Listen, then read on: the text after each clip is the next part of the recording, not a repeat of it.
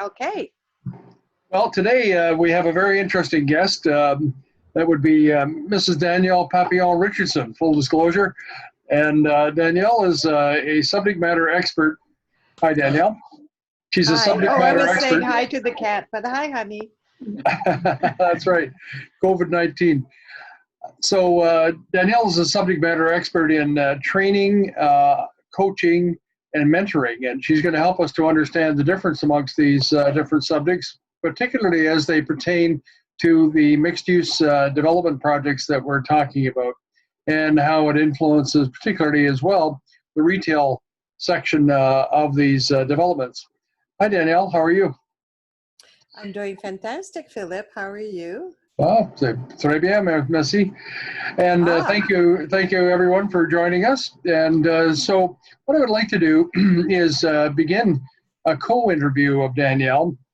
I've invited Kelly Laughton, who, as we all know, is a subject matter expert in retail in particular, and is someone who is a student of the differences between online and offline shopping.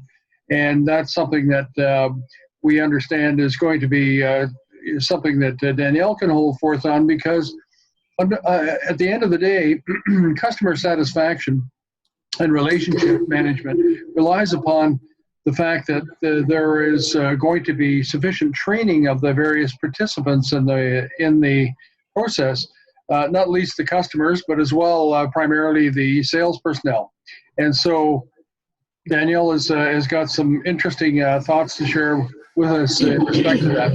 Kelly, I wonder if I could invite you to begin the conversation with Danielle. Well, before we begin a conversation, what I'd like to do is an activity. Okay. All right. Are we all for an activity? Sure. Perfect. Thank you. So the very first thing is I do have a question for you. I'm going to assume that you all know what a bull is. Welcome, Jerry. Hi. A bull. You know a bull? Yeah. On a farm, right? We all know what it is. Okay. So I'm hoping that you have pen and paper with you in front of you. And what I'd like you to do is draw vertical lines, just vertical lines. One to represent the papa bull, one to represent the mama bull, and one to represent the baby bull.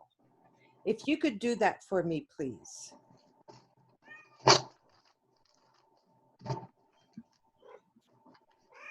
Three lines, huh? They need to be vertical. Okay. Right. I don't need the horns or anything, just a vertical line representing the papa bull, the mama bull, and the baby bull.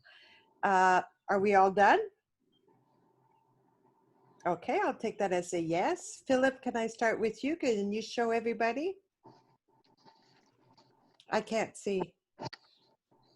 Oh, perfect. Okay. So you've drawn three vertical lines and they're all equal. That's interesting. Okay, thank you. Ahmed, what about you? Ah, there we go. There's three vertical lines. The papa has more power than the mama, and the mama has more power than the baby. That's what I see there. But thank you. Kelly, what about you? They're equal. They're all equal. So I love that. That's awesome. Yes, equal. Everybody has the equal amount of power. That's great. Nick, what about you, young man?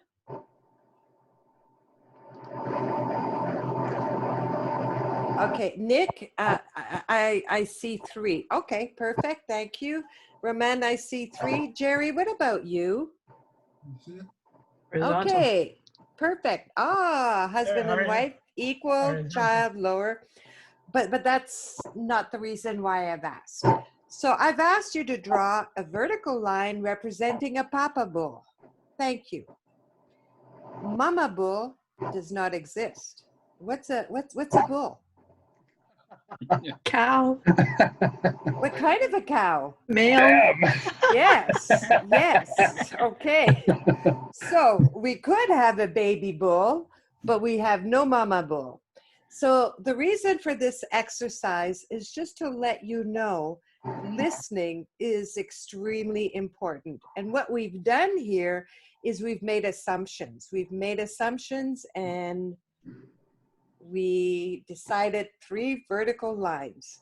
So listening, when we're talking about customers and customer service, listening is extremely important.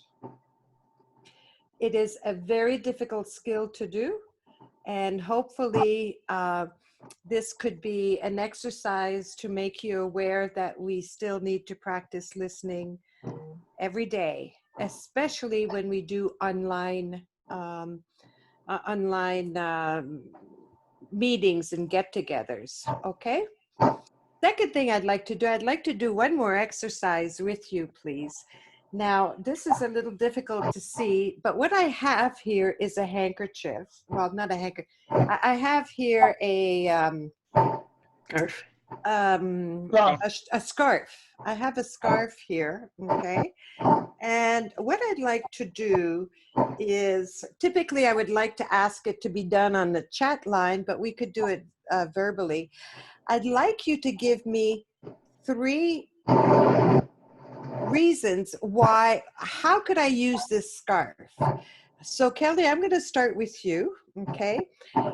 Give me 3 ways that I could use this scarf.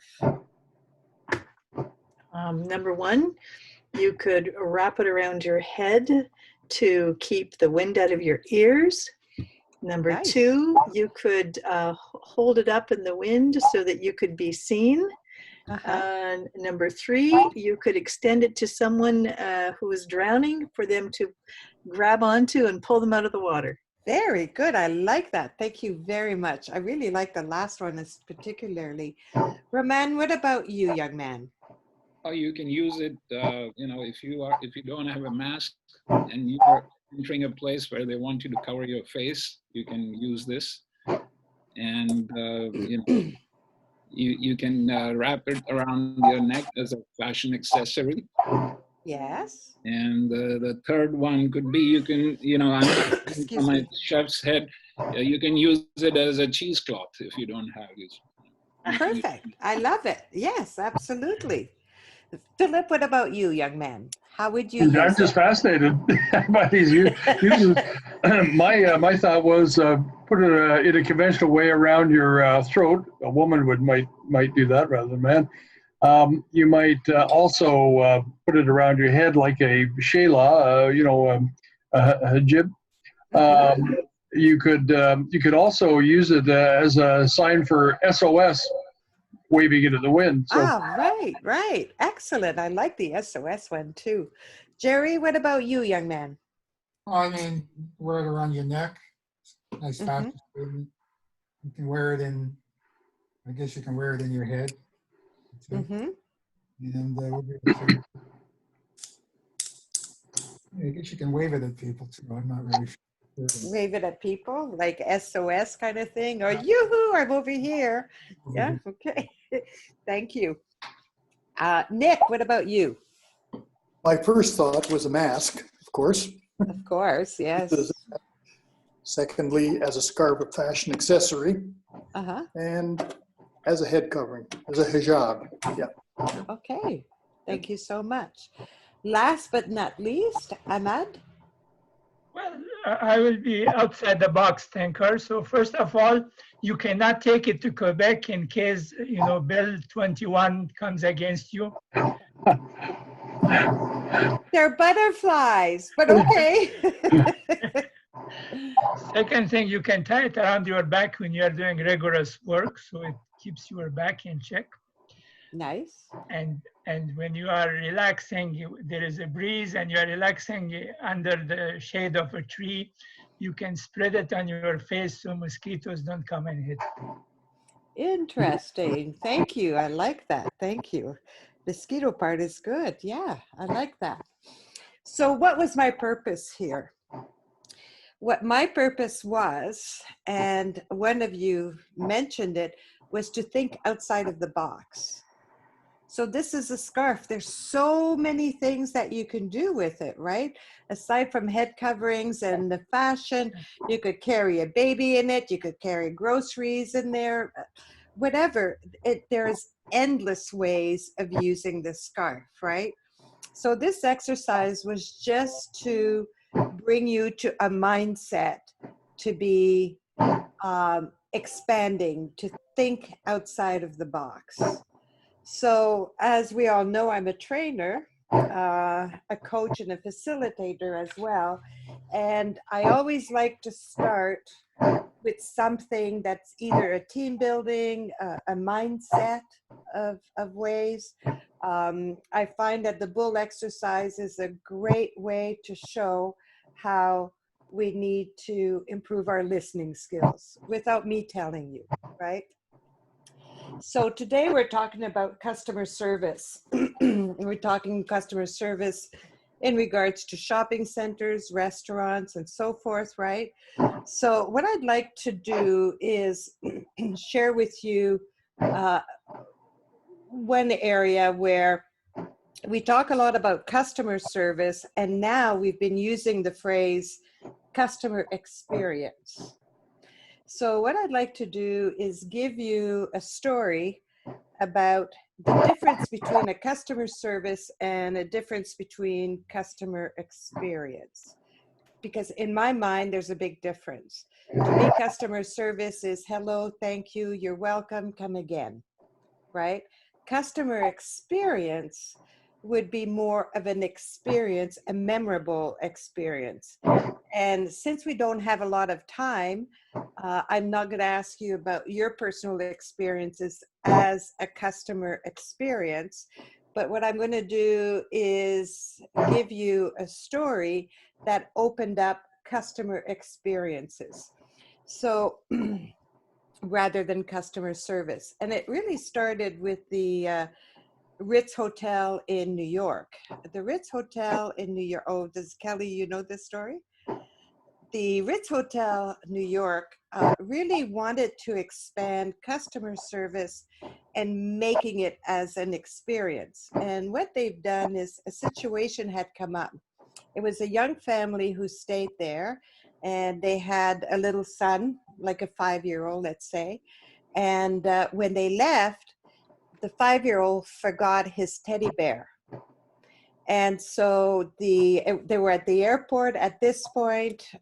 It was too late to go back and get the teddy bear. The little boy was extremely upset, can't sleep at night without his teddy bear.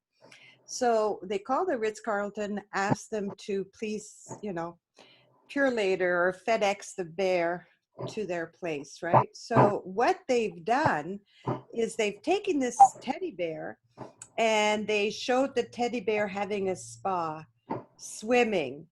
They showed the teddy bear eating, playing, and they took different pictures to send to the little boy saying, I'm on my way, but here's what I'm doing while I'm waiting to get picked up, right?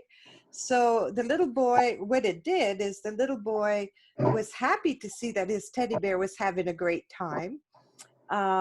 He was anxiously waiting for the teddy bear to come back, but they made it as the teddy bear is having a little bit of a vacation, and that's what the teddy bear is doing during that time. So that became a customer experience, right? A customer experience. They forgot the bear, but in the meantime, Ritz-Carlton did extra effort to make sure that the little boy was happy, the parents were consoled, they were, happy to see what was going on. So it made the forgetting the teddy bear a good experience at the end. Ritz-Carlton went out of their way to do so, right? So that's a customer experience. So what happened with this story, it went viral all across the internet, but that was quite some time ago, right to the point that Richard Branson went and studied what they do as customer service. And he implemented rules and techniques for customer experience moving forward, of course, with his Virgin company, for example, right? and it is customer experience for people in our industry. We really look at the points that he makes and the outline the steps, well, not the steps, but the to-do list of customer experience. So I just wanted to share that story with you. Do you like that story? Excellent story. Thank you. Thank you. Story. Yes, thank you. So, so one of the things that Kelly was asking me, and perhaps Kelly, you could ask again, right? In regards to customers and service and experience at this point in time. Well, we were talking first about the difference between training and coaching and facilitating and mentoring. I mean, it just seems, Danielle, not that I don't want to ask the other question, but it just seems like everybody has become a trainer or a coach. And I was wondering, I think that you have many decades of experience as each of those things. I was just wondering if you could tell me what are they and what are the differences of those 4 categories. I do object to the word many decades. Oops. But let's just say, yes, I have over 1, possibly 2 decades. Possibly. Yes. So very true. So I started off as a trainer. And what a trainer does, it teaches someone to do something. For example, if you're doing software training, say you're learning Excel, step 1, step 2, step 3, and as a trainer, you teach them how to do those steps, making sure that they're doing them correctly, and if they're not, to help them and understand what the steps are. So that's being a trainer. A coach is very different. A coach is have objectives to follow, and you get that individual or that classroom to know what the objective is and how do you get there. How do you get to that objective? How do you get to the results that you want to see? And so leadership, for example, is one that I'm was currently doing in retail stores, actually. And it is coaching the mid-management of behavior to get a result from their store managers, for example. So that's coaching. Mentoring is more of, say, for example, I'm a teller that I work at a bank, and I go see a senior management person and perhaps say, I one day want to be in your position. What can I do? And so mentoring is more of giving advice and following and giving them some guidance and motivation to pursue the end goal. So that was coaching. Now facilitating is really being in the center of things and managing people where they have discussions and you're just there just to make sure that everybody stays on track, everybody stays with the specific subject matter at hand. So for me, I've stopped mentoring because it's a lot of work. I coach, I train, and I facilitate. That's what I do. Yeah, I had one thing. You're also a published author, and oh yes, of course. Thank you, Philip. I'm a published author as well. However, I was just really focusing on that part there. But yes, I'm a published author. I'm a mom. I'm a wife. Yeah. You got a lot of activities. I'm very busy. It's called juggling. Yeah. The reason I bring up the book is that it serves as a textbook, I know, for a program of training that you have for negotiation the name of the book is Negotiate Your Adversary into Your Ally. And I know that you're writing a book on customer service and customer experience called Serve You, Serve Me. I think that the COVID-19 is of particular interest for us as an event in this respect, because the trends that have been ongoing in retail, both online and offline, have been accelerated. And as a result, many people are uncertain about necessarily the optimal way of delivering the expected services that are now called for under the new circumstances. So it would seem to me that training is a vital aspect of that. I have gathered some information that tells me that the difference between online and offline customer satisfaction is significant. And the explanation given to me was online customer service is rated very highly on account of the fact that people may look across the internet for the product they want or service. They satisfy themselves, they understand its price and content, they order it. Sure enough, it comes within the promised few days. They open the box, sure enough, it's what they did order. They plug it in or whatever, it works. And so as a result, they report a very high level of satisfaction. They're sort of on, not exactly autopilot, but they're following these different steps. Whereas with traditional retail, what happens is that very often, especially in shopping centers, where there's a number of different shops, one of the things that happens is that people tend to associate those shops with the shopping center. It's intentionally set up that way. But the downside is if they receive poor customer service, they end up with an effect that is generalized to the rest of the audience, the rest of the shops, and therefore it causes the offline satisfaction to decline. And particularly if, for example, someone walks in and has the misfortune to be served by a person who has just joined that particular shop and is unable to give good customer service. So there's a big gap between the two. I think that might be even accelerating today, because today, by and large, most retail has been conducted online. Now we're getting back to offline retail provision. So, long-winded way of going about asking you about your opinion on the importance of training today for retail. Well, there's a couple of things I'd like to talk about. Firstly, when you do shopping in person, I'm going to pick on Kelly simply because, and I apologize, it's more, I think it's a little bit gender oriented. If she would like to buy a dress, I suspect one of the very first things she's going to do is touch it. See the feel, right? So when I heard Raman talk about buying a camera, I did say to him online, I mean, he could get all the specs, he could get everything, all the information he wants, right?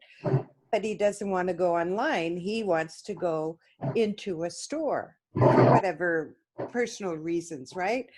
So therefore, I think online versus offline is a total subject matter that we could discuss for a very long time. And I really do think it's personal and the experiences that we've had. I've not heard bad things about Amazon, for example, right? But I did some shopping that, it didn't turn out so good. So I think, it's very open to different experiences. Now, 45 in the US, 45% of the people said they would not go back into shopping malls after COVID. They've become accustomed to online. 45%, yes. So they will avoid shopping in malls. So there is obviously, being who we are, we want them to come back into the shopping malls. So what can we do to re-energize getting customers back, right? So I have a list here that I've compiled, right? And so the very first thing, shopping malls or stores, individual stores or restaurants, whomever need to open up, want to open up again, the very first thing they need to do is tell us. And Phil, you and I have come across situations where, well, that's silly. This store is offering this, or this restaurant is offering that. How do we know? How do we know? There's a little sign in the window. Well, that's not good enough. So the very first thing we need to do, or needs to be done, is to plan an announcement on a website. So for example, if you're going to open up a shopping mall, right, to be open to the public, the very first thing we need to do is go on that website and make an announcement that you're opening, right? Go into social media and let them know that you're opening. Whether it's a restaurant, any business, you've got customer emails, right? Email your customers that you have, that you're going to be opening. Now, one of the things that I depend a lot on is Google, right? So when I Google a place, it shows me their hours and so forth, right? Well, that has to be updated. It's called a GMB, right? Your My Business, Google My Business. That's important, right? Things like incentives, things to offer your customers a limited amount of discount, or if it's a restaurant, a special course meal of some sort. You could host digital events, for example, right? It's very important to support your community as well. So it gives you more, people get to know more about you. And it is really important to listen to your customers' feedback on that, right? So with all of that in mind, what will make one of us go shopping in a shopping mall? What will make one of us go eat in a restaurant and feel comfortable? Two things: trust and safety. Yeah. If I don't have trust in that restaurant, if I don't have trust in that mall, I'm not going to go. Mm-hmm. I need to feel safe. So, Raman, correct me if I'm wrong, but if I go into a restaurant, I don't care what happens in the kitchen. I really don't care. I need to make sure that when I sit down, I feel safe. Yeah, right? you're right about that. I mean, in the good restaurants always, they say that, the best way to check is to see if the bathrooms are clean. Absolutely. And I do that, eh? Yeah. I do that. I actually go to the bathroom Right. and check that. So now, besides that, what people are going to look for is that what are the body language and the mannerisms of the serving staff. And that's where training comes in. Yeah. So, are they touching their face? Are they touching their hair in between handling things? Are they, so people are becoming more conscious about, how their food is being served to them. Exactly. At least when it's visible. Exactly. And that training, you're right, absolutely right, that training has to come if the restaurants have to survive. I mean, not to get, just one thing I want to mention that, hotels, especially the likes of Ritz-Carlton, since you mentioned, they've been, managing cleanliness and sanitation in a very professional manner. And that was expected of them. But they didn't have to, throw it in your face. But right after COVID, that's what has to be. You have to demonstrate to the people that their safety is your prime concern. I totally agree with you. And going back to the idea of shopping centers, food courts are going to have to be redesigned in some ways, right? Yeah. And I don't think that shopping centers are going to die. I just think that what will it become? Right? It's going to change. And how is it going to change? Well, again, my safety. I need my safety. I need to trust that this shopping center is doing everything they can to keep me safe. So perhaps it's traffic going one way. Perhaps, there's all different kinds of ideas, right? but it's going to have to be redesigned. Shopping centers are going to have to be redesigned so that we're taken care of, right? Just like right now, it's hard to pay cash, by the way. It's hard to get cash too, unless you go to the bank, right? But everything's debit card, credit card, to make it as touchless as possible, right? The artificial intelligence, if you're going to shop online, right? Will I see it in 3D? Will I be able to feel the texture in some way? Will I be able to see the true colors? Perhaps I can go into a shopping center, and what it is, it's basically a showroom. Apple now, I believe, is doing a showroom, right? Where they don't keep stock. You go in, you look at the product, perhaps even feel it, touch it, you order it, and it gets shipped to you, right? So looking at shopping centers, we're going to have to redesign it in a way to make our customers feel safe. Yeah. One of the things that emerges from what you say is the hope for the future. We're now living the future to a degree, and that we're required to make sure that our staff is in fact being trained to satisfactorily handle the expectations of the customers.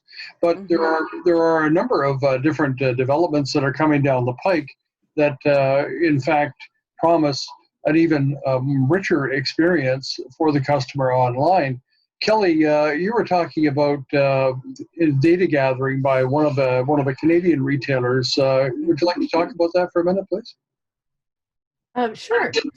And Danielle and I were talking about this as well. So before COVID, I was at a Melanie Lynn ladies' wear store, and after I had tried on a number of things and selected, I don't know, maybe 5 or 6 of the items of the 30 items that I tried on, they provided me with a photograph of each of those items. And of course, they kept those photographs in my profile, in their files. And they sent me an email that showed me the items that I purchased and what I paid. And then, and they didn't exactly take advantage of it the way they could have, but one of the sales representatives called me, I guess a couple of months later, and said, oh, we've got some great stuff on sale. I'm available on Thursday at 7. I can have your size ready for you. If she could have, and I didn't get to phone her and tell her that she could have made it that much more personal by just saying, I know that you've got this item in your closet, and we've got the jacket that was designed to go with it, and I know you didn't buy that one, and it's on sale now. Boy, wouldn't I be down there fast, right? It's the one that I wanted, but I didn't buy it because I bought a different one, but now it's on sale. Well. Pardon me? So it might spook you as well that they have that much information about you. Well, I know they have it because they've sent it to me as well. Yeah, so, it's optional and voluntary on your part, right? So the thing is, if the staff had someone like Danielle training them, and she was hired by the company, and the company says, look at all the information, look at all the data that we have on our customers. How can we create an interface between our customer with the data and the sales representative working in the store? How can we make this experience richer for both the customer as well as the sales representative? I'm sure that Danielle could teach them how to do that much more effectively. Well, it's very interesting. People have come a long ways regarding the technology of appealing to customers. I know there's an old app that was one of the originals from the early 2000s called Foursquare. And it's been percolating along in the background, and they remained in business, and they've been gathering more and more data that they typically get through what are called check-ins. As people go by a store, they may notify Foursquare that they're passing it, that they wanted to know some information about it, and so on. And then Foursquare got more aggressive, and they evolved a system whereby they were permanently connected to the cell phone signal of the customer, and they noted where the customer actually went within shopping centers. So fast forward to today, they now have terabytes and terabytes of data on customer behavior, so that today, for example, you as a leasing representative, if that were the role you were playing at a moment, or if you're representing a client, an advanced shopping center could tell you, well, you have a coffee shop customer. Here's where the coffee shops are in the center. Here's the ones that get the highest play, and here's a vacancy right near one. So you can use that then to enhance the customer experience, the ultimate experience, because you're now presenting that customer with more choices in an area where they're demonstrated to have visited more frequently. So the use of data is something that is really powering up the ability of the retailer to provide additional services. Do you have other examples, Kelly, of how customer service can be enhanced, such as, for example, although it may not be happening today, but say automatic measuring services, that kind of thing? Oh wow, this is something that's kind of near and dear to my heart. And I don't know if anyone's created this technology yet, but you know those machines that you go through at the airport, and you put your hands up and they scan you? So imagine a machine like that, something a little friendlier, maybe a little nicer. But basically, I go to the shopping center, I jump into the scanning machine, and on the way out of that, I provide the customer service people with some information about what I want. So let's say I want to replace the little black dress, because every woman's got to have the little black dress, and it has to be replaced every now and then. And so now they know my size, and I give them an idea that I want to spend between X and Y. So now they've given me an immediate printout on my phone with a little map showing me which retailers have those dresses in my size in stock, and here's how to get them. And oh, by the way, we've emailed all the people in those stores. They're going to have those dresses out and ready for you to try on as soon as you get there. In other words, we respect your time. Thank you for coming to our shopping center. Here's how we're going to facilitate your shopping experience. So that would be valuable to me, and I'll bet some other women as well. It might also, it might also have application online in that if a scanner were portable and attachable to your PC and provide a similar sort of depiction, online you could then make several choices in the same way and order appropriately. I am told, by the way, you'll enjoy this information, that Nordstrom's are very advanced in the development of this system. Oh, I guess I'll go to Nordstrom's. Give it a try. But that's certainly an example. So, I think the idea of enhancing the customer experience and customer service and bringing them together into a common joining up point is a very relevant topic. Danielle, do you have any other thoughts on that? Well, there's so much. There's so much in regards to shopping itself. I like customer service, obviously, right? And so I like stores that pay attention to me. I like them to do my work. So what I mean by that, when you look at window dressings, they got the pants, the blouse, and the top that matches. I don't want to go into a store and start flipping through clothes and find a piece here and a piece there and see if they match. I like getting that service going, oh, this goes with this goes with that. So what Kelly was talking about, basically the store or the shopping center does your shopping for you and say, this is what we have in these stores, and here's the price, and do you want to make an appointment? Right? Like we have some stores on Brant Street here in Burlington, Mirelli's, Phil, where her store is open, but it's by appointment only. And she knows Phil well. She knows me well.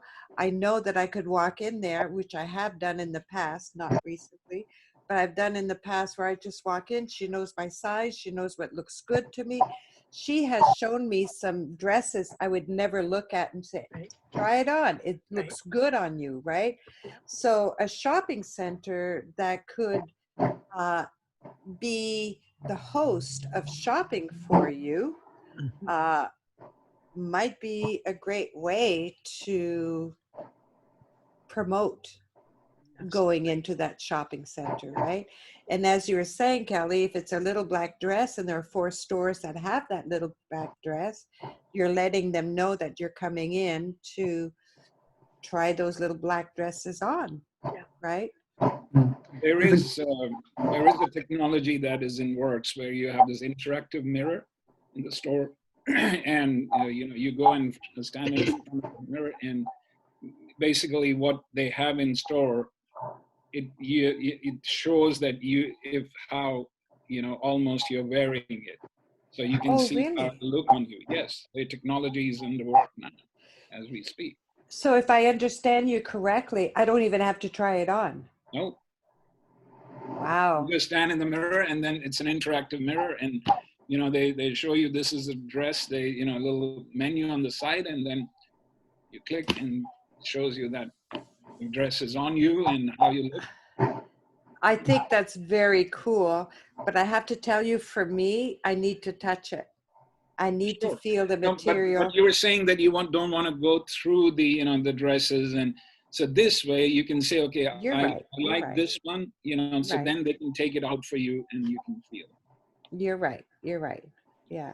I had an experience along the lines of what you're talking about, but what it was a crossover between online and offline shopping, commonly called O2O. I provided a consultancy to a super regional shopping center in Guangzhou, China, in which we designed and delivered a customer satisfaction center. And it was a prominently located inline store with a Starbucks associated with it as a part of it, and with comfortable seating and so on within it.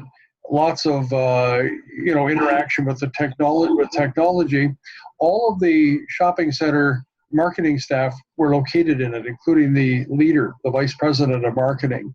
So they were there to interact with customers.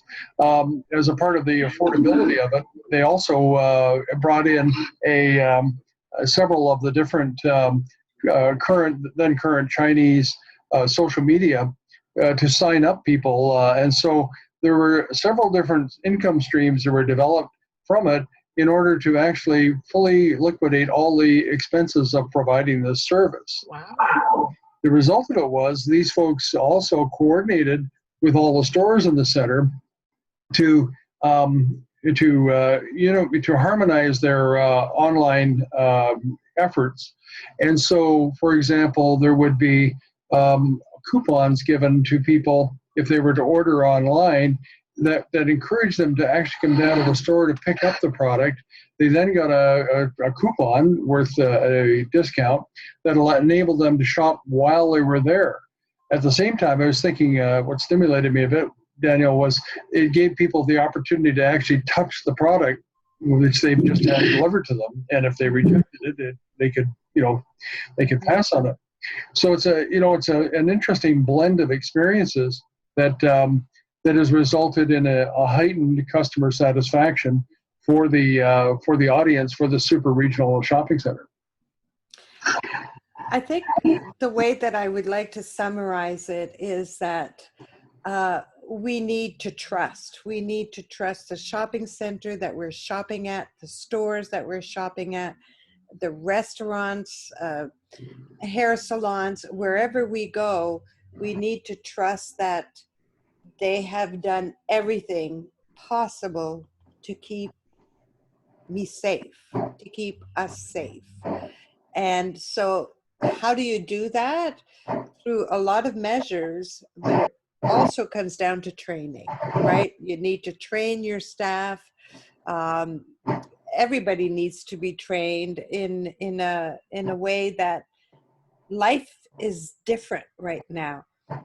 can we go back to what it was? It doesn't matter at this point. It's where we're at today. And so we need to, as a business, we need to make sure that we do everything that we can to bring our customers in because they trust us and they know that they're going to be safe with us. Right? I notice Forbes Rutherford just joined us. Forbes, Hi, Forbes. Hi, how are you? Forbes, do you have any observations to make on the topic we're discussing? Yeah, sorry I'm late. I was caught in another webinar. What? There's more than one? Yeah, it's interesting. Yeah, I know. You could be on them all day, I suppose. I think that from what I'm hearing is that you see this divergence between online, offline, divergence between department store or smaller floor plate CRU, but where some people are looking for more of a bespoke experience with their retailer in terms of buying that little black dress, right? So but then it comes down to an issue of cost in terms of cost of labor, cost of sale, in terms of just the rent, in the mall. So is it, if you want a bespoke sort of experience, then you need to hire a more higher quality sort of sales rep, that takes that special interest in you. And there you're dealing with a service provider that is treating retail as a profession or a vocation rather than just a part-time job. And that's not what you typically get in department stores. You get that more in the bespoke sort of smaller retail stores. So like the reference, Kelly, you made with regards to the sort of standing inside the scanner that comes up with your size and then tells you where the various items are throughout the store. I mean, like that to me sounds like that sounds like that's probably a winning scenario, because that would get customers into the mall because they want an experience, they want a socialized experience, they want to be entertained, et cetera, et cetera, et cetera. One thing I'll just mention and I'll stop is that yesterday, I believe Chunky Cheese's declared bankruptcy, or was it the day before, something like that. Is there any other experiential sort of retailer that you can come across other than Chunky Cheese's? Which one of us here doesn't have a story to tell about their kid's birthday party at a Chunky Cheese's? And yet there's an experiential sort of retailer that has fallen on his sword. So where does that put? Obviously that was COVID related, but they were dying on the vine before COVID anyway. So like, you really have to get creative about creating experiences for customers. It's almost like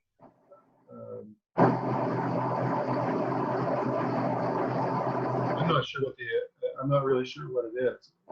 Whether it's bespoke service or whatever.